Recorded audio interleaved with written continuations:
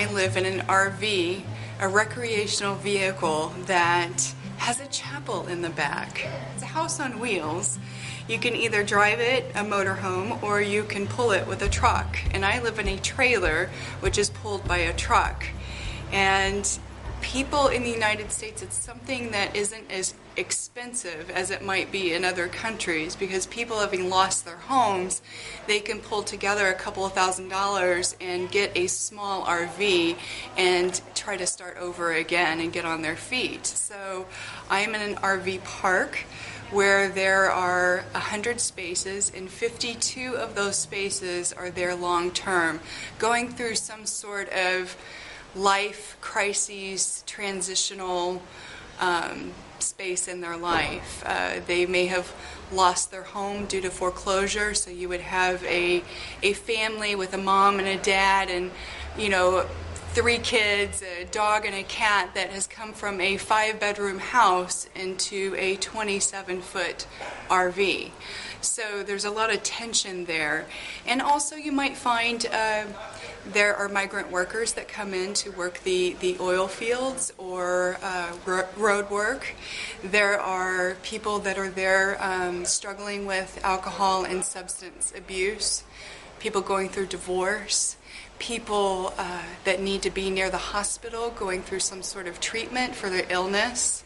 There are also people that come in that they need to be close to their parent to help them transition into an elder care living situation. It's really an all across the board situation of a microcosm of society that is all right there in like a big parking lot. And I am there to try to offer hope, to try to re-engage conversation with the individual and the need for Jesus. A lot of people there are mad at God because of the situation that they're in. I want them to be seen, that I can look into their eyes and offer that someone sees them, and that I want to hear their story, and I want to walk with them into a new life through this transition. And that's what I want as well for the community there, is to create a transparent community that we can all come alongside each other. One person might be struggling, and we can come alongside each other and say, you can do this, and we will do it together. And that's what I love about my ministry. It's offering dignity, it's offering hope in Jesus, it's offering new life in Jesus Christ. Yeah. I'll get that for you. You alright? Okay. You're not supposed to walk on the mat. How I ended up doing this? Well, I learned how to completely surrender what I think my life should be. My final year in seminary, I kept praying. I knew I was not called to a traditional church pastoral role. I knew I was called to something different.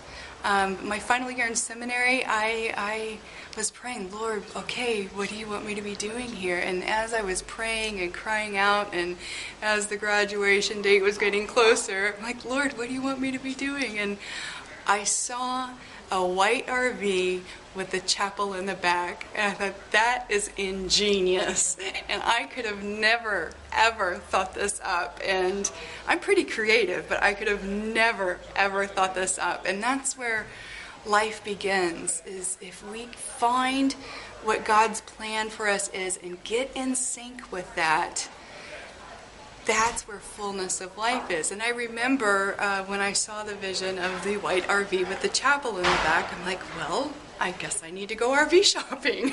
I don't know anything about RVs. So I got online and looked at chatting communities and went to a dealership. And as it turned out, I researched and talked with a lot of people for a good 6 months.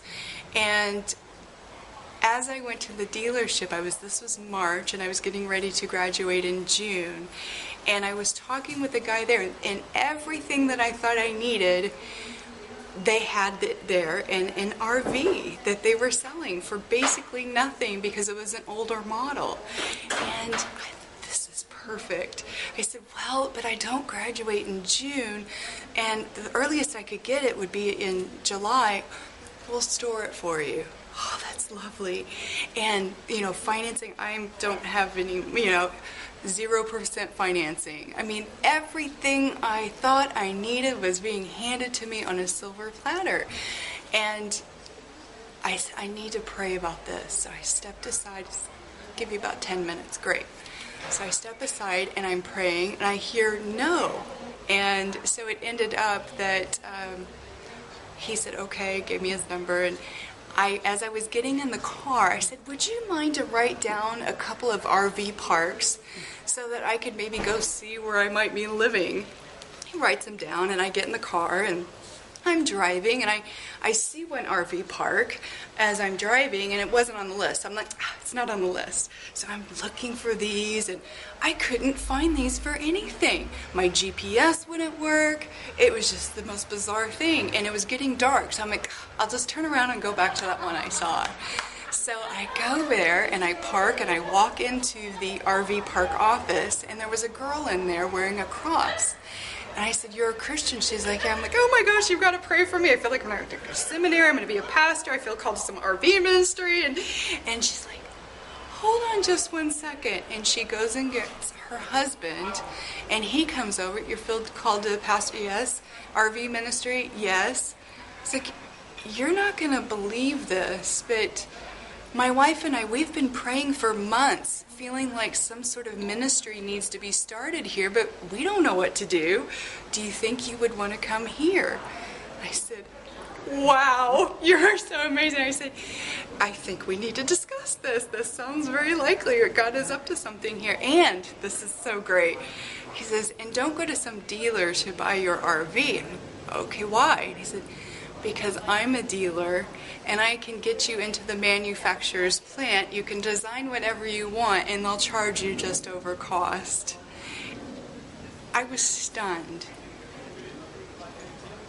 We have a Father in heaven that cares about every desire and detail of our lives and our hearts. And I could have just been in any old RV, the older model, but God was like, no, I want you to have this. And it was such a gift and a reminder of who my Heavenly Father is and what Jesus died for, so that I can live into who I'm created to be and share the gospel message in this unique way. And that's who I am.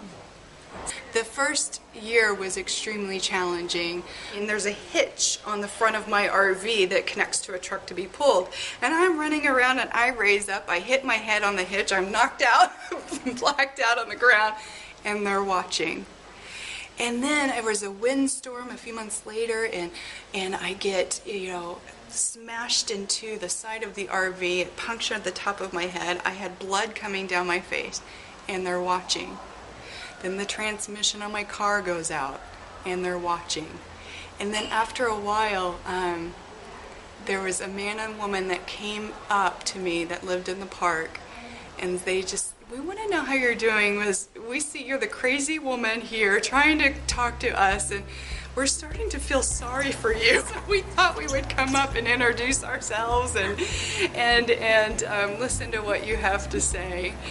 We have to be invited into and have the credibility to say that I will persevere because Jesus Christ has called me here with a message.